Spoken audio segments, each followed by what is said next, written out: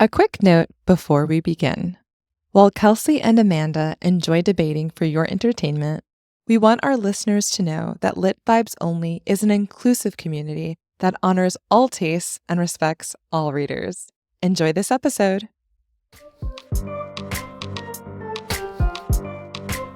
Welcome to Lit Vibes Only, where we lit the shit out of books we love and hate. I'm Kelsey.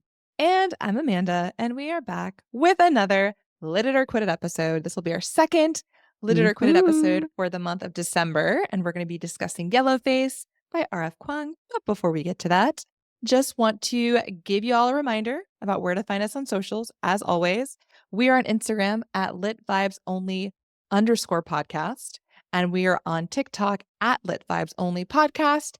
You can also check out our YouTube channel at Lit Vibes Only Podcast if you would like to watch this wonderful episode instead of listen to it. Yeah. Oh my gosh. Yes. We no longer are talking about stickers. That is I know. I feel like that's why there was like that weird lull. There was like, oh yeah, I don't have to like remind people to rate and review us. I mean, please still rate and review us. We would love that. We would love that. We want to hear your thoughts, but there are no longer stickers that we are giving away, sadly. So that window has passed. That window has closed, I should say. But yeah, and thank you to everyone who did participate in the giveaway. We appreciate y'all so much. It really does help us as a new podcast. So sending you lots of love and gratitude during this holiday season for giving us that gift of your support and encouragement. We really appreciate it. So yeah, we have been talking about the news, which at this point is not going to be like new news. But I'm sure at this point, a lot of you have seen that Colleen Hoover's Verity is not going to be a movie. The one we just covered last month. Yeah. So if you didn't listen to our episode, this is your reminder. Go back and listen to the Verity episode. It was a fun one for sure. I really enjoyed that. I enjoyed that one. Yeah. The topic in general. It was a book we both liked, which is doesn't always happen. So but yeah, so go ahead. I just feel like I know your taste now. And sometimes I intentionally have you read something that you will like, and I know you'll like at least aspects of it. And then earlier today we were talking about this other one. And I was like, you're going to hate it so much, but I'm having you read it anyway. It's so much fun though. I love both types of literature episodes. We both love it, or we're on opposite sides. They're equally entertaining in my book. But yeah, this movie that's coming out, I have some thoughts, and I put those thoughts out there on our TikTok.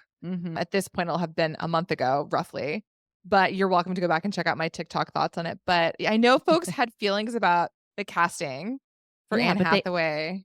It's only Anne Hathaway so far, right? Yeah. But I think it was mainly, from what I could tell, it's mainly people who are not like, oh, she's going to be bad for the role. It's more people thinking that she is kind of a sellout for like siding with Colleen Hoover after everything that happened with It Ends With Us. I think they see her by doing this film like in some way like aligning herself with Colleen Hoover, and because people had really strong feelings obviously about the whole It Ends With Us debacle, right? I think they're like, Anne, why would you choose to make a movie with this woman?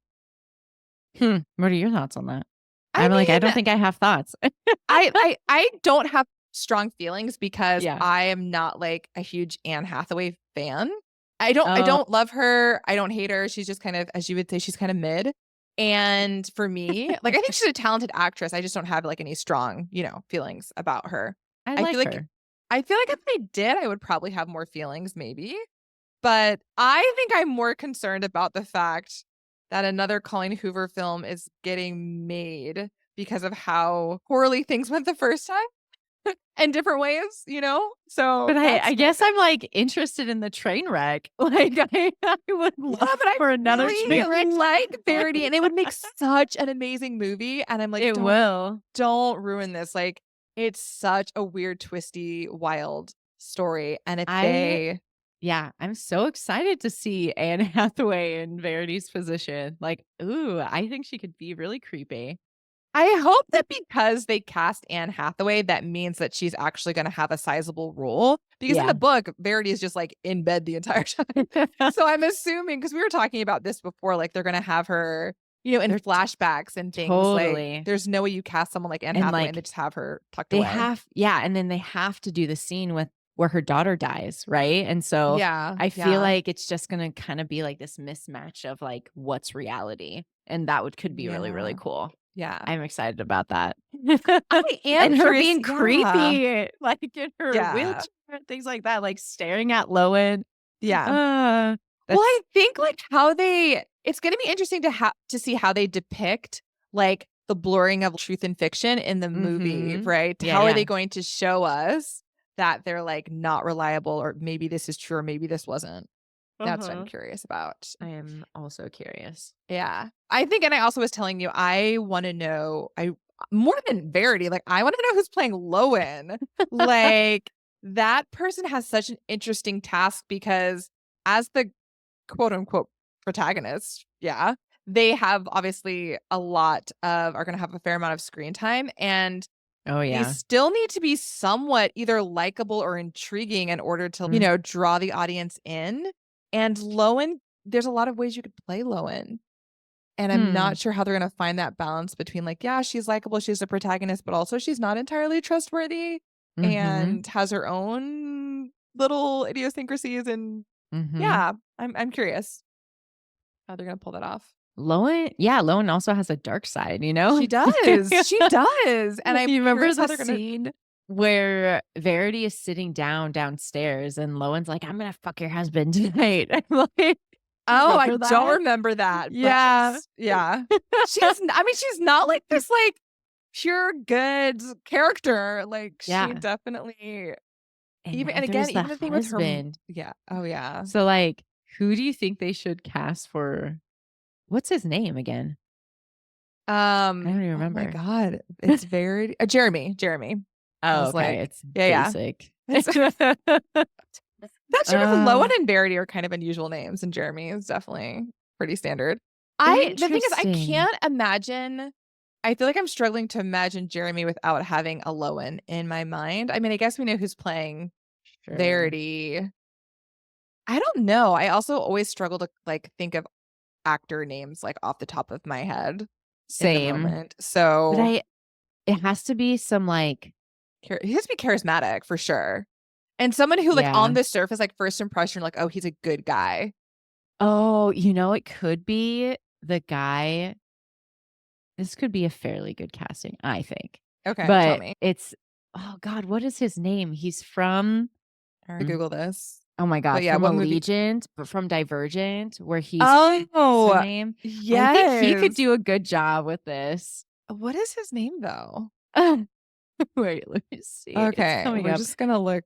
Let's look this up. I haven't seen that movie literally. Theo James? Theo James? That. Yes, him. Oh, I think he could do a good job. Yeah, I think so. Because he kind of has like this dark look to him. Like he could have like like an evil side to him is what I mean. He has a dark look. His eyes do this like glaring thing. I don't know. You can't have like a really happy looking guy in this okay, character. So you couldn't. Okay, that's fair. Yeah, you can't have like Zach Galifianakis or something. Zach Efron, like is that what having someone like Zach Efron who always plays like the charming good guy, and that's just his default. But then making the twist be that he's actually not so great. That actually might be more compelling than someone who you're like, oh, I could see him being a little sinister. Yeah, true. So actually, I kind of would want them to like take someone who always plays the charismatic like boy next door kind of guy, and then have that be, especially for folks who don't know the story of Verity and are going to go see it in the theater. That's going to grab them, I think, way more, perhaps. Yeah. So if they cast Blake Lively in this movie, I will not go see it. There's no way they're going to risk that PR nightmare. There's no way.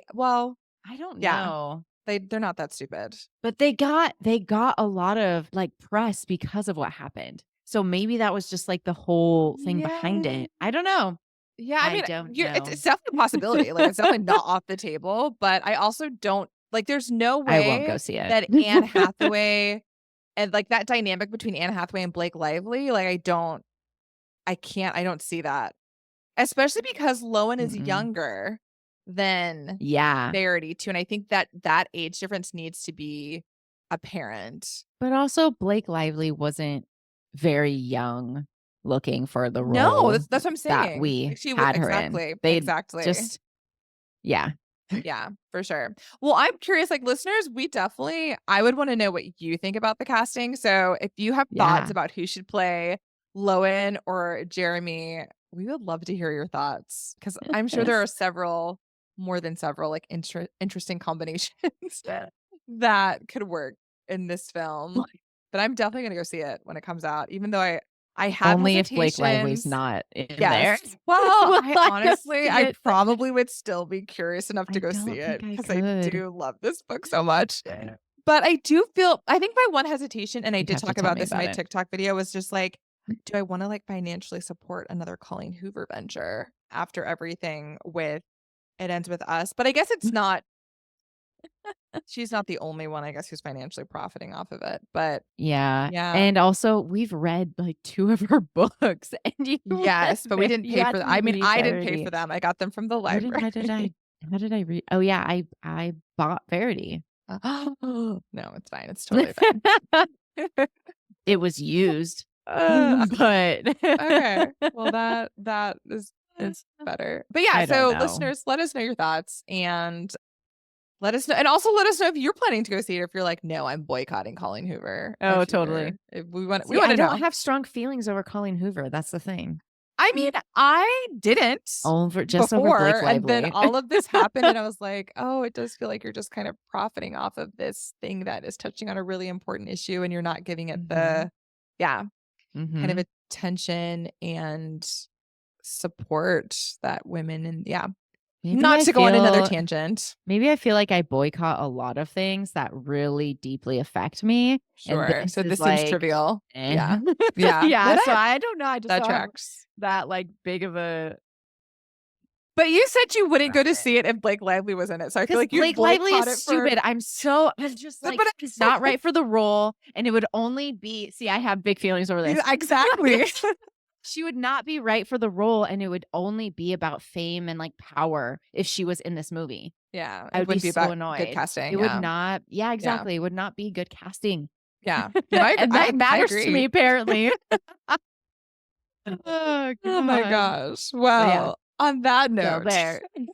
on that emphatic note, let us transition Oh, into our actual discussion for today that we what can get did all you have fired me up about. read? So I had Kelsey, like I said, I had her read Yellowface, not Yellowface, Yellowface Wow. by R.F. Kuang. And I chose this book for Kelsey because I liked that it was a book about books. So it's a novel about the publishing world, How about meta. writers. And I find that really fascinating to think about, especially as people such as ourselves who consume a lot of books, and to get to kind of see the other side of what happens in the book world. It also touches on race. And again, as women of color, that's something that we enjoy talking about and diving into and reading about. And so that was also a draw for me. And I think it is also a thriller kind of mystery book, even though it's largely contemporary fiction. It does have that thriller mystery element. So I liked it for that. And I think lastly, as with a lot of the books that I choose for Kelsey, there isn't like no one in this book is the hero. Like every single character has some sort of either flaw or makes choices that are questionable. So that it's not like, oh yeah, this is the person we're all rooting for. So yeah, I will leave it at that. So Kelsey, short answer. Is this book a lit it or quit it for you? I would say it's a soft lit it. We're using my terms. I've never done one of those before. But like I thinking about this, like I don't really have that many strong feelings around it. Yeah, but it was a pretty good book. We'll take it a soft lit it. I will absolutely take that and run with it. So now it's your turn to try and summarize this this book. I know book. it's been a while since you've read it, and it's obviously been a much longer time since I've read it. So I feel like it's been a while best. since I've done a summary. When was the last time I did a summary? Verity, I guess. Or Verity, which it was a while ago. Yeah. So shake off the here's cobwebs. my attempt at. Oh my gosh. Here's my attempt at summarizing Yellowface. You got this. So the two main characters, which really the one main character is June Hayward, and then the other main character who doesn't end up being like a physical character, but more of a memory to June is Athena Liu. Both of these people are writers, and Athena and June at the very beginning of the book are hanging out, and June really resents Athena because Athena is a very, oh my gosh. Successful. That is the exact word I was looking for. Successful writer and author. And she, is living in a really big house. Like she has all these like luxuries that June does not have because she is a struggling author. And so they're friends because they went to school together.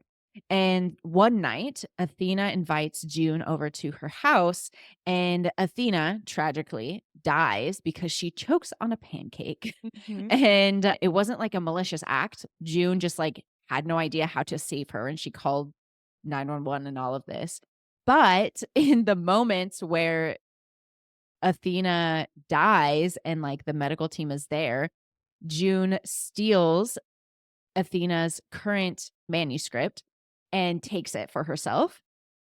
And June had been in a writing slump and was unable to produce anything worthwhile recently. And so she reads the manuscript of Athena's and starts editing it and starts putting it into her own words, and didn't do any of the research for it because it's a historical fiction book. However, Athena cited all of her works and everything in her manuscript. And so basically, June eventually steals her work and gets it published, and also becomes like a pretty well-known author because of this book. And she decides to put it out there that she was friends with Athena. It kind of stabs her in the back later because she created this like through line with her and Athena, this connection with her and Athena. And later on, people start realizing that she's taken from Athena's works. But June goes like very overboard with all the things that she's doing. Her publisher has her change her name to Juniper Hayward or Juniper Song to essentially make her sound like she's Asian, because the book that she publishes is about, oh God, I don't remember, but it's like a topic. Yeah, I think it's about like it takes place during World War I. I think it's about Chinese workers or something in World War I. Okay. It's something like that. But she doesn't have much knowledge around it. Okay. And so she's moving on, and I'm trying to think of like what else happens. I know that she goes to an old folks home where they're all Asian, and they assumed that she was as well. Like they didn't do like research behind her and like look up pictures of her or anything. So when she gets picked up in the car, it's really awkward because she was like, oh, what, like, don't you speak a certain language? And she's like, oh no, like she never comes out and says like, I'm white, but like it becomes really glaringly obvious. And then she speaks to these folks, and yeah, it's just a really awkward encounter. And she ends up feeling embarrassed, but she always, throughout the book, she's constantly like framing in a way where it's everyone else's problem and it's not her problem. And that she's like really projecting a lot of what she's feeling onto the fault of other people. And so she's really making her actions okay and acceptable in her head. And she continues to spiral and spiral and spiral until she's like eventually in this manic state. And eventually she does get found out. This person outs her, and then she loses all of her credibility, but she's still wealthy and she still has all that privilege that came along with selling the book and publishing the book.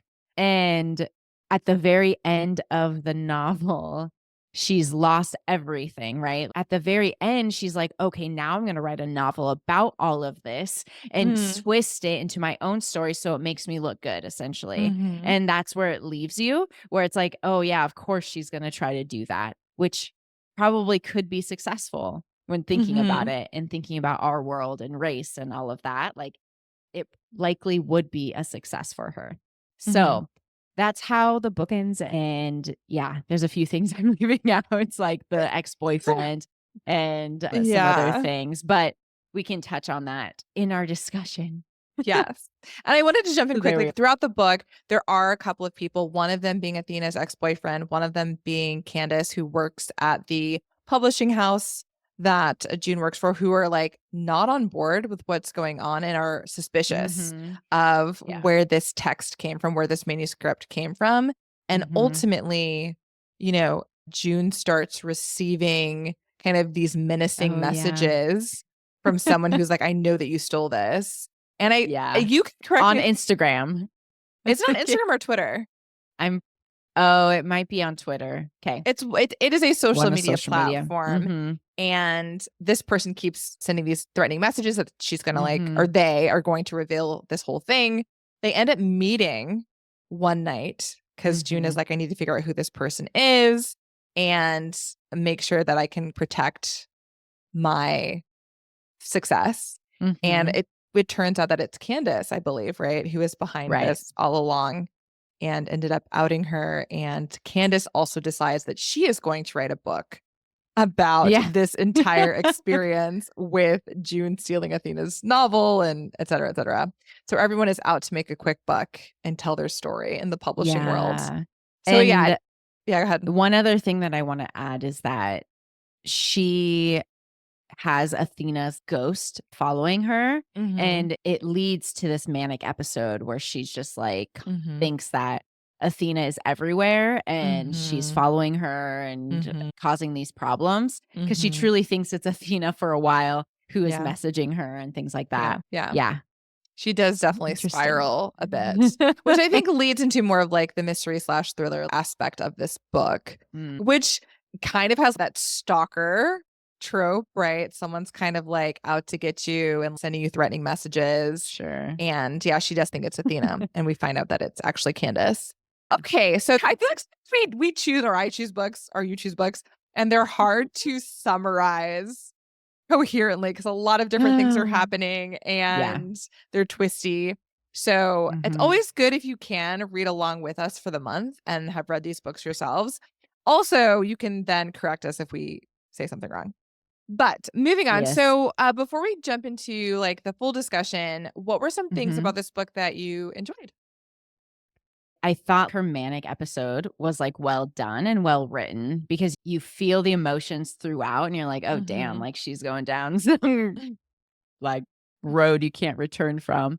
And that really is the reason for her downfall is like she's so paranoid that she just blurts out the truth of the thing to who she thinks is Athena, which turns out she's being recorded by Candace.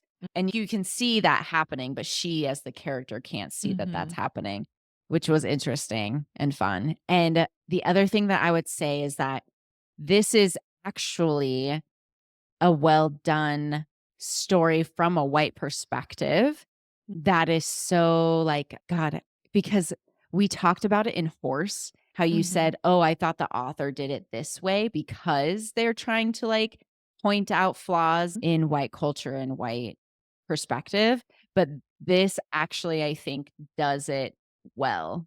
You know what I'm reaching at?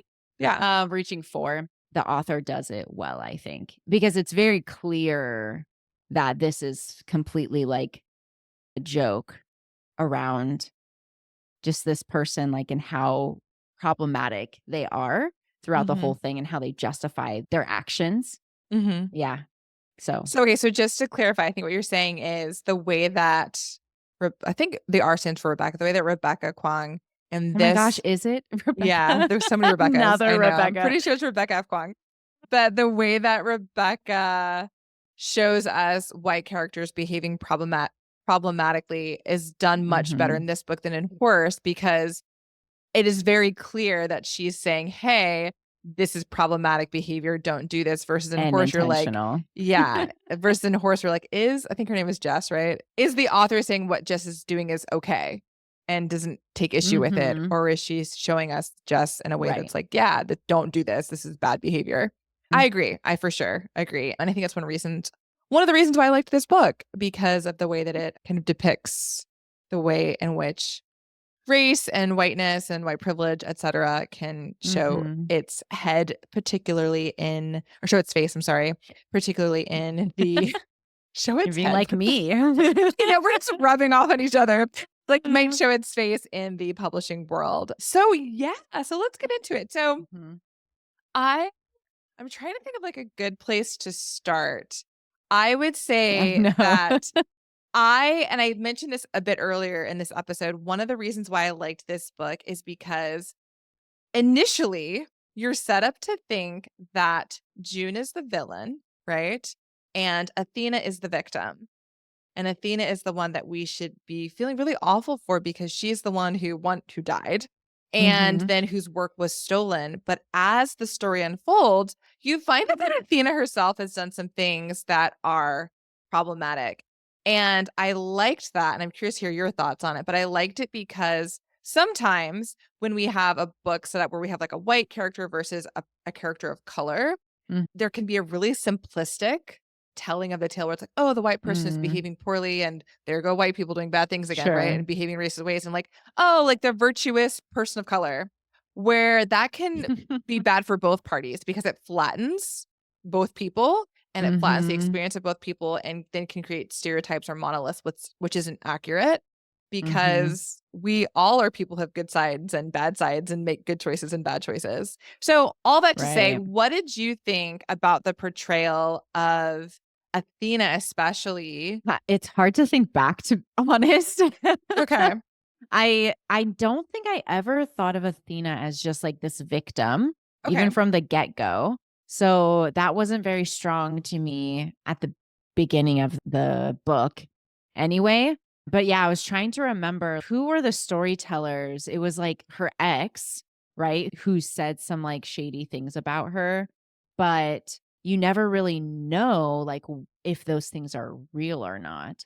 But Athena and June's relationship is interesting, and you never really understand why they're friends. So I thought that was an interesting part of it. I think that a lot of the book is kind of going over my head, because I think there are nuances throughout the book that I did not catch on to. Like, why is it that Athena seems like she is this loner, actually? Yeah. And is that what you got too? Yeah. Yeah. And that's why she wants to hang out with June. I remember reading the book and not being completely sure, because June and Athena went to college together, like, several years ago, and they've gone their separate ways. Athena has become this darling of the literary world and a best-selling author, and June hasn't. And their paths at that point, there's no reason for them to cross. And I remember when I read the book at the beginning, I was like, why are they getting together to have, I think, dinner? Like, why did Athena reach out? And I don't know that that's ever fully explained. I mean, one explanation is like, oh, she's made it to the top, right? But now she's incredibly lonely because the publishing world can be very like dog eat dog and backstabbing, and everyone looks out for themselves. And so once you've made it, if you have other friends who are writers, chances are it's going to be really difficult to have relationships with them unless they're very like gracious, kind, empathetic people, because they're constantly going to be jealous of your success and, just create tension and like discomfort in that relationship. Right. So maybe she was just kind of desperate and was like, I need human connection. And even if it's with this person who I don't really have much of a connection anymore, we were friends at one point. So let me get back together with this person and hang out and spend some time together. I think that's why. That's kind of what you got too. Yeah. That's what I got from it. And you see, even, once, I mean, granted, June does not great things to get to where she is in the novel and become a famous author. But yeah, once you attain success as an author in the publishing world, it does seem like it's a pretty lonely place. That's what I got from the book. And then in that regard. thinking about Athena's, I don't remember who tells us this in the story, but like some of her writing practices were like unethical. Something about like Yep. taking interviews and not sourcing them. Yep. Stuff like that. Yeah. And that's what I liked because it's easy, even though you didn't do it, I did it. It's like, oh my gosh, poor Athena. Like, here's like this white woman taking advantage of her. And then you find out she's also done, like you said, unethical things in order to create these books that have gone on to become bestsellers, where she is claiming other people's stories as her own. And again, this is another detail that I don't remember, but I don't remember. Is she Chinese American? I think she's Chinese American, not Japanese American. I think Correct? I so, think because so. she's writing about Chinese topics. Yeah. Right? But there's a point where I think she's pulling from other Asian cultures and heritages in her works and the ways in which she's producing some of her manuscripts. And she also, if I'm remembering correctly, she took something from June's writing when they were in college. Oh, yeah, that's right. And her ex. And what? And her exes. Yes, I think so. I think that they were like, "Oh, she did that to you too." But like the thing that happens is that June ends up like feeling emboldened, like, yeah, see, Athena wasn't any good. So like I'm justified. I'm just gonna totally justify my behavior. I deserved this, or whatever it was. Yeah. Which that could like that sense of entitlement. Like, and like, I deserve this. Like, this is the way my life should have gone. I think can tie into white privilege. So I think that is potentially a factor. I think it also could just be who she is as a character too. But yeah, all that to say, in terms of June and Athena's relationship, I liked the fact that neither of them were wholly innocent in their actions and intentions. They both did things that were problematic in it. One of the reasons why I liked this book was, again, thinking about like what goes into publishing a book and how those decisions are made.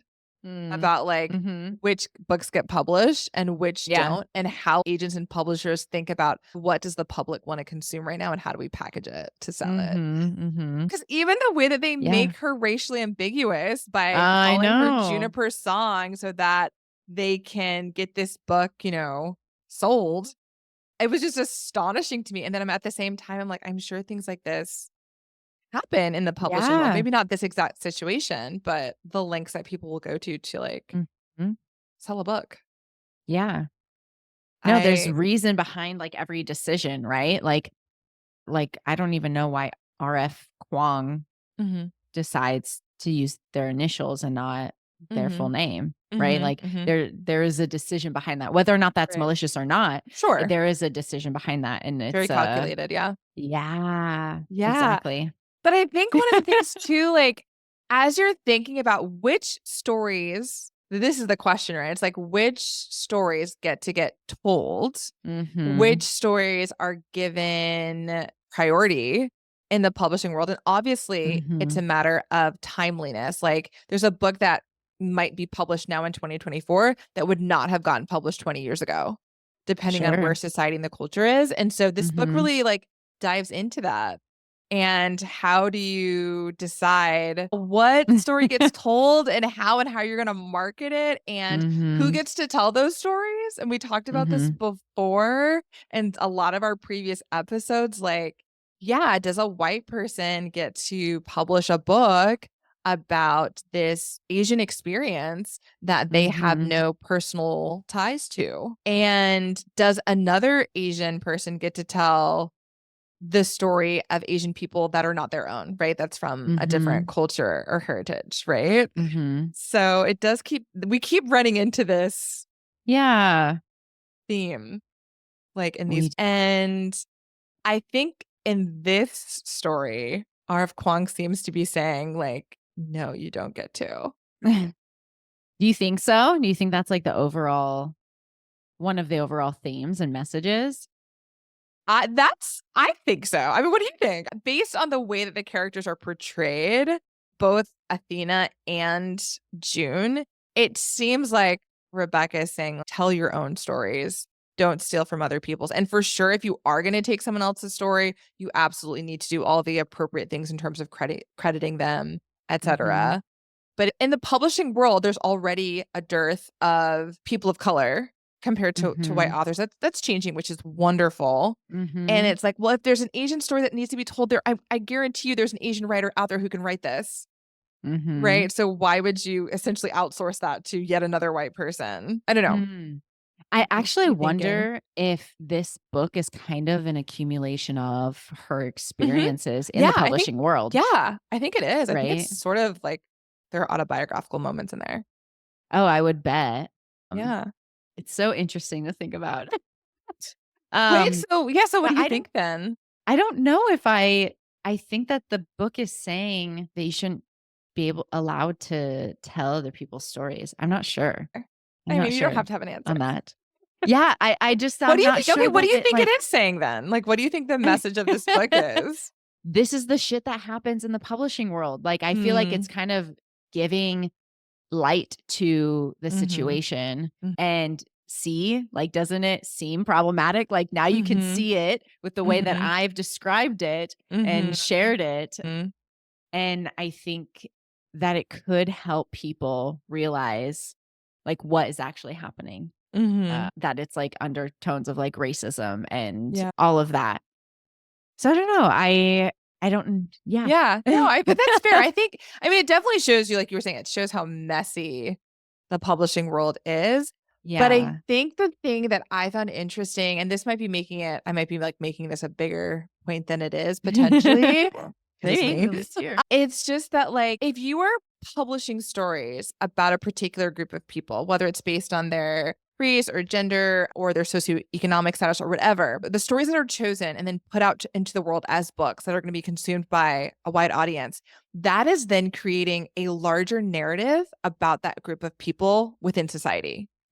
So if you are publishing a certain type of story about Asian people, and that is the type of story that we kind of see over and over again, that same type of tropes or conventions or devices, then what it does is, in society at large, we start to think of like, oh, Chinese people behave this way, or Muslim people think this way, or African Americans act this way, or Indigenous people believe this. So you have so much power.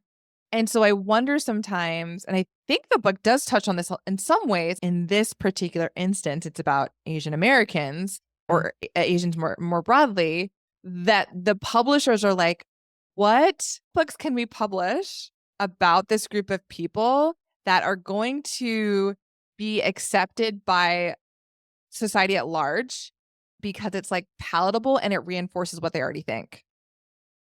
Because if you're trying to publish like a best-selling book, which is what publishers are trying to do, and you're pushing the boundaries, but in a way that's going to make people uncomfortable, too uncomfortable, right? Or that's going to challenge them in a way that they're not ready to be challenged, it's not going to make money. So it's like this very fine line, right? Am I making sense, or am I just like... No, you're making sense, and it's making me think about maybe it is saying... like it is problematic to have someone not of that identity and culture. I mean, the book is called Yellowface, right? Like this woman is trying to be an Asian woman on this, through this writing. And in order to profit off of it. Thinking about who enjoys this book and then who doesn't once they realize that she's actually not Asian, and who finds it problematic. Like, of course, it's the Asian community, right? Which in turn is just kind of highlighting like, it is problematic for white folks to write about like a person of color's experience, or it can be. And who is being harmed by this? Not white people, obviously. Yeah. So and I think it could be explained in that way where, that is the point of the book. Maybe. And even in the book too, like the other thing that I liked about it is that in the response to her book that she publishes, there are people in the Asian community who like it, and there are people in the Asian community who are like, this is awful. So even within that, like, again, no culture is a monolith, no people are a monolith, no group is a monolith. And so I did like that additional nuance as well, because there are always going to be people, because we saw that with Trail of Lightning, right? There were folks within the and like Navajo community who were like, yeah, we love this. This is great. And others who were like, how dare you? And so there's never going to be everyone's on one side or the other. So I appreciated that she added that element as well, because it can be a nuanced and a complex situation. But yeah, just thinking about why do publishers choose to publish the books that they do? What kind of criteria goes into making those choices? And then more specifically, when it comes to stories about folks of color or marginalized communities, especially if the folks who are making the decisions about what gets published and what's not, if the folks in that room are largely white or all white, that has an impact, and they're going to holding up our current standards. And that's yeah, exactly. They're going to likely choose stories like, oh, that reinforces what I already think about X group of people. So yes, of course, we're going to publish that. Or like, oh, I don't think, a person of this particular background would act in that way. No one's going to believe this story. We're not publishing it. What is the movie that came out recently? I think it's American Fiction. Have you seen it? It's the gist of it. I'm so bad at remembering. But the gist of it is that there's this black male author, and basically his books have not been doing well, or his last book didn't do well. And so he decides to write a book about Black people that essentially shows Black people in a way, and the way that many white people think of Black people, kind of in these stereotypical ways, because then you're going to make money. So he writes this book where he pretends to be like this like hardened ex-con. If he's not, he's like this bookish, like Black professor type dude. And he pretends to be like this ex-con. He's like writing like this story of like living out on the streets and like all of these stereotypes, right? Yeah. That white people have about Black people, like living in the ghetto and like life in the hood. And so he plays into that in order to write this book. And then of course it's like a bestseller. And so it very much aligns with a lot of the themes, I think, in Yellowface. And it's a really smart movie. I highly recommend it. But that came out last year. Yeah. 23. It's very recent. Highly recommend it. But it touches on a lot of the same things. Like, in order to be successful in the publishing world, in the media, et cetera, do you then just have to like serve people what they're expecting? And how much do you have to compromise? Yeah. To do that. Because it even brings me back to the Colleen Hoover issue, right? Was it really just her saying that we need to market this book, that it's a rom-com? Or was it like her entire team pushing her to do this? Yeah. Because people don't want a sad story or whatever they were thinking. Yeah, exactly. Who knows? Yeah. I mean, people behind those doors, really. Exactly. And it often, because hello, we live in America. So it's often going to come down to like the bottom line and the profits that will come from it.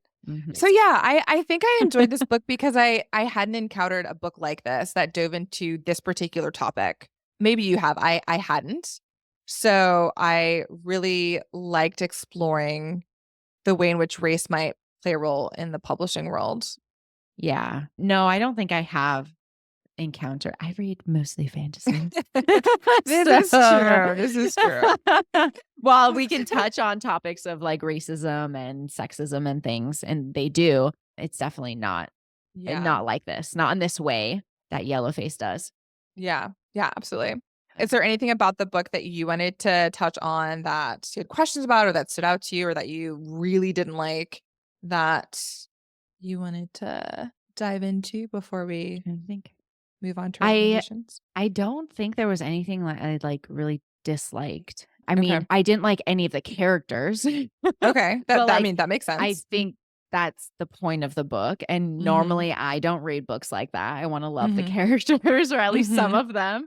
So yeah, I didn't like any of the characters. So there was like no attachment for me to the book, which I think we were talking about this like earlier. The fantasy fan base is like, it's a giant fan base, right? And for things like contemporary fiction or historical fiction, it's like not in the same way, because I think part of it is because you don't really fall in love with the characters as often as you do with like romance and fantasy, where in fantasy you have these series, and you're like, I love these characters. I want to continue reading about them, which is kind of why there's like this different sort of fan base following than something like contemporary fiction, where it's typically like one book and it's done, Yeah, that's fair. So I'm not attached to this book in any way. So that's, for me, that's a sign of like whether or not I really, really like something. But I thought it was like a well done book. Okay. Okay. I mean, I will totally take that. I know this is not But something that you would have picked up on your own and been like, oh yeah, look, this sounds yeah, no, like something because I would read. my husband read it maybe a year ago. I don't know when this Mm-hmm. came out. It was a while ago he read it. Mm-hmm. And he's like, "Oh my God, it's so good." And I was like, "Yeah, sounds boring." And yeah, I mean, I wasn't Yeah. entirely wrong, but I'm not entirely right either. Yeah.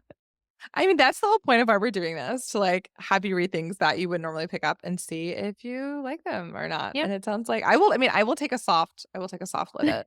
That is I still more don't than I think I would have picked imagined. this up on my own.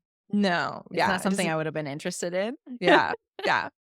That's fair. So with that in mind, is this a book that you would recommend? What is your final recommendation?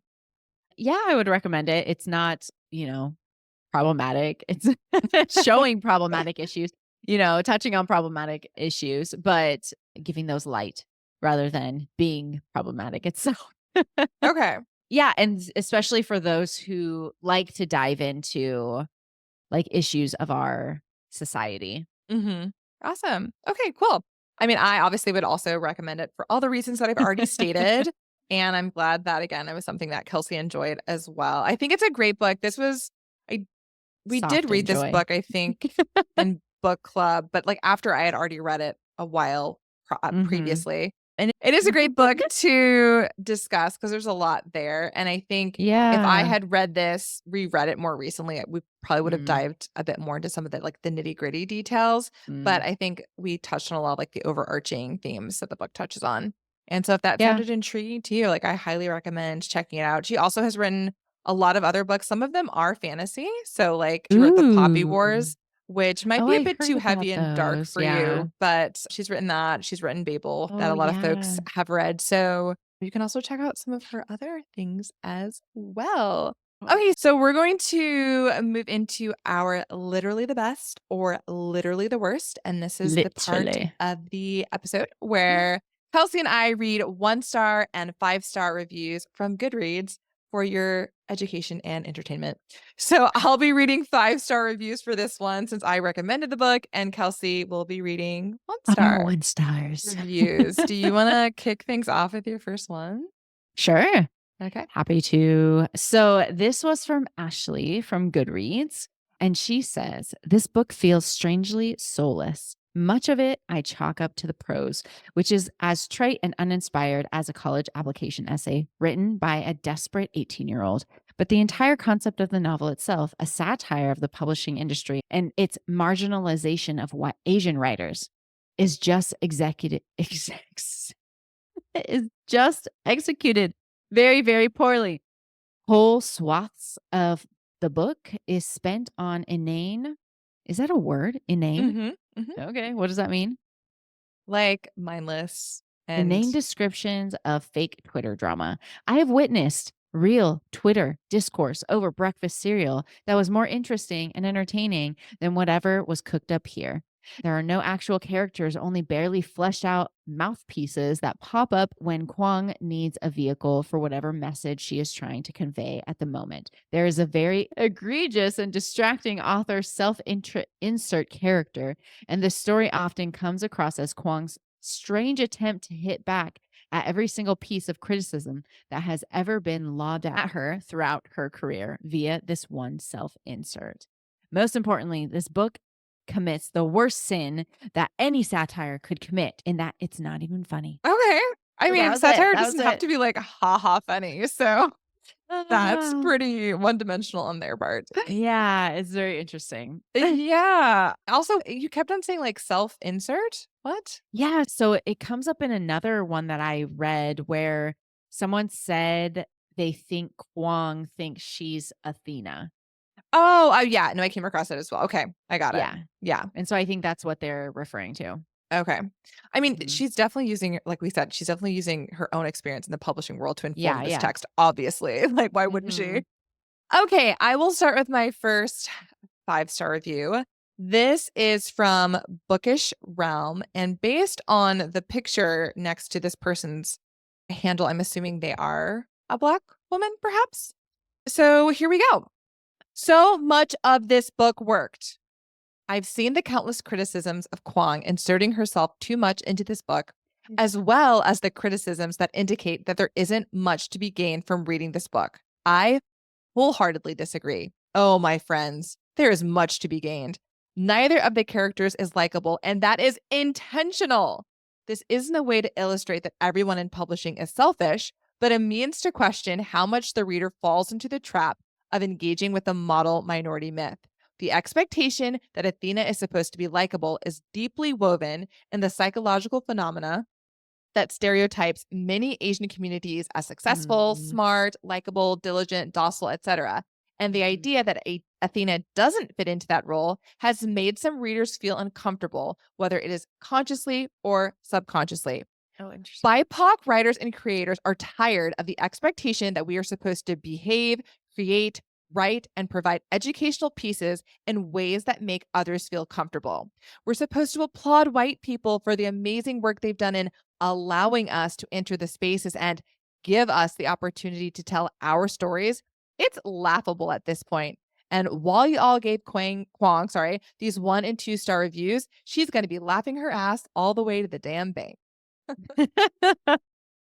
Yeah, I mean, she points out a lot of really great things. Some of the things that we talked about. We did talk about the model minority myth. No, but we kind of touched on it, but we didn't speak to it like directly. Yeah, and she does subvert that in certain ways with Athena's character by not making her this sweet, likable, docile individual. Okay, your turn. Alrighty. This was from Clive Williamstein from Goodreads as well. 1 star review. One of the worst books I've ever read. There are no people in this book. There are only white people and Asian people and cishet people, because you know how everyone fits neatly into those categories and it tells you everything you need to know about them. Question mark. When referencing or thinking about another human being, their race is the only real important thing to consider. I hate that protagonist, and not for the reasons I'm supposed to. We are supposed to accept that this person believes in actual literal ghosts and makes decisions accordingly. Fuck off. I'll save you some time. White people are all bad. Successful people are all women. Dumb people are all men. Asian people are all awesome and hard done by. Feeling slightly guilty about being a piece of shit makes people believe in ghosts and attempt murder. The end. Fuck this book and everyone who gave it 2 stars or more. Thanks, Clive. Thank wow. You okay, Clive. Yeah, that's like completely in direct opposition to what we were just saying about how the fact that they're like nuanced and not just these basic likable people that fall into stereotypes. Wow. Okay. Well, clearly this person didn't like that a white person was being attacked in this. Exactly. That's a very different read of this text than we had. All right. But to each their own. Thank you, Clive. All right. Moving on. This next one is from Emily May, another 5-star review. I found Kuang's Babel to be so painfully boring and didactic, like reading a textbook, that I thought we were parting ways for good. But then it seemed like everyone I knew read this and liked it, so curiosity got the better of me. And wow, is this really the same author? What a ride. The suspense, the vitriol, the fucking audacity. I thought Babel lacked nuance, but Yellowface is the complete opposite. Both June and Athena are complex characters. Athena is not allowed to simply be the perfect victim, and in fact, what emerges over the course of the novel is someone who is quite unlikable herself. June has done something objectively bad, but the author resists the temptation to paint her as one-dimensional. Her desperation and self-delusion, her anxiety and her jealousy feel real. Kuang calls out the publishing industry and the messed up way books are primarily marketed through a social media performance. The young authors choking on their jealousy as they're pitted against one another. The agents and editors urging authors to publish anything while they have social capital, regardless of whether it's good or not. And of course, the way many in the publishing industry view diversity as a marketing buzzword to sell more books, rather than having the genuinely noble goal of diversifying literature. As Brett, June's agent, admits at one point in the book, but at the end of the day, all that really matters is cash flow. Yeah, basically it all comes down to the bottom line and like dollar signs and profit margins and all of that stuff. So yeah, Emily May, think she hit the nail on the head with this one. I completely agree with everything she said. All right. My last 1-star review from Crystal Tipton from Goodreads. I did not enjoy this book. It was monotonous and boring. The main character stole a book from a dead author, made it her own, and sold it for money. She gets caught and just whines and whines the entire time when she finally admits to stealing it. Don't waste your time. It's a basic representation of like what actually happens in the book. Yeah, it sounds like they didn't actually try to engage with the text. Like it was just like a really superficial, shallow read. But like the main character is annoying. Like that is true. She's supposed to be. Yes. I think they just missed that point. Yeah. All right. Last one for me. 5-star from Katie Colson. R.F. Kuang did that. This woman fears nothing and no one. What a hero. She said, talk about the publishing industry. How about the racism, misogyny, xenophobia, plagiarism, pretty privilege, and everything else revolting that comes along with it? You don't want to acknowledge that? Well, too bad, because I'm going to write it so well, you'll be begging to publish it. I thought that R.F. Kuang was going to write about her experience with publishing through the eyes of the main character. But that's the direct opposite approach she takes. Her self-insert is actually with Athena, the main character's college friend turned renowned author. The main character is a depiction of mild-mannered, racist individuals who shroud themselves in acceptance as long as it doesn't affect them, and balk at the idea of racism until directly faced with equality and the loss of superiority it gives them. This is an excellent look at how real and deep-rooted racism is. It's everywhere and in everyone. It just isn't always shouting its ideals. It's sitting still while someone else does something harmful. It's deluding yourself when you get the job over someone of color when you know you're underqualified. It's in so many small and micro ways. And it's absolutely vile to watch/read, but very eye-opening in a way that I think is necessary for the publishing industry as it stands. Yes, snaps for Katie. We didn't talk about that though, about how June did feel like really entitled to what Athena had. Yeah, and she was like, we did sort of talk about it a little, but yeah, go ahead. A tiny bit. Very tiny. Yeah. So that was also a huge part of like June's feelings overall. She's like, I'm supposed to have this. This is my life. Da, da, da, da, da.